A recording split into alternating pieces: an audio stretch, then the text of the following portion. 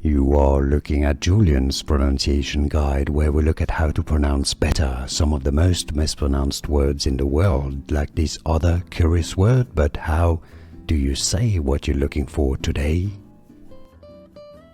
We are looking at how to pronounce these names and more confusing food names, including from Middle Eastern cuisine and Turkish cuisine that many mispronounce, so stay tuned to learn more. Shish kebab, meaning chicken kebab, I believe, shish kebab.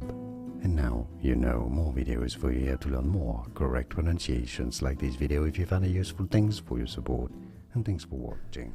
Here are more videos on how to pronounce more confusing words and names too many mispronounced like this video. If you found it useful, I appreciate your support. I'll see you soon and thanks for watching.